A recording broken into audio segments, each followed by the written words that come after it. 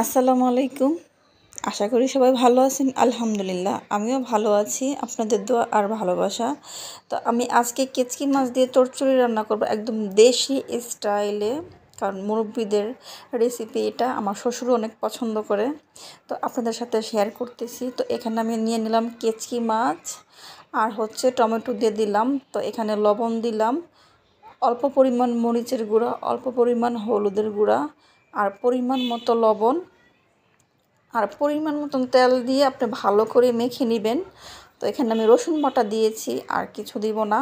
তো এটাকে ভালো করে মাখতে হবে, কারণ আমি চচ্চড়ি করব, সেজন্য মাখাটা বেশি জরুরি। তো ভালো করে মেখে নেবেন। মেখে নেওয়ার পরে তো কিছুক্ষণ রেখে দিলে ভালো হয়, তাহলে মশলাগুলা মাছের সাথে মিলে যায়। তো আপনারাও চেষ্টা করবেন একটু মেখে রাখার জন্য। একদম সহজ রেসিপি, আর খেতে অনেক মজা। আর ঘরে অনেকের বাড়িতে অনেক মুরব্বি থাকে যে এগুলো পছন্দ করে, যেরকম আমার শ্বশুর অনেক পছন্দ করে। তো আমি চেষ্টা করি আমার শ্বশুর যা পছন্দ করে ওই খাবারগুলো রান্না করার।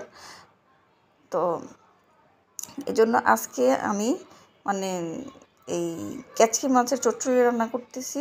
তো এখন আমি পানি দিয়ে আমি চুলাতে বসিয়ে দিব। তো একটু পরিমাণ পানি দিয়েছি, আমি এখানে বেশি পানি দিব না, কারণ টমেটো থেকে অনেক পানি উঠবে। তো ওই পানি দিয়ে ঝোল দেওয়া লাগবে না, কারণ একটু ভিজা ভিজা থাকবে। চেষ্টা করবেন একটু ভিজা ভিজা রাখার জন্য, তাহলে খেতে ভালো হয়। আর এই আর কি। তো এখন আমি দিয়ে দিব টক, কারণ টকটা দিলে ভালো হয়, খেতে ভালো লাগে।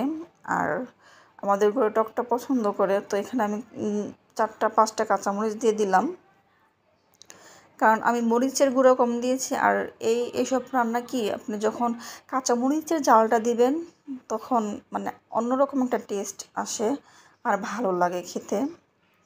তো আমি এখানে দুই পিস টক দিয়ে দিলাম। তো আপনারা যে কোনো টক দিতে পারেন, জলপাই, তেঁতুল, চালতা, যার কাছে ভালো লাগে যে টক, ওই টক দিয়ে খেতে পারেন। তারপর বিলম্ব আছে। তো গাইস, আমার রান্নাটা শেষ। তো কেমন হয়েছে বলে যাবেন।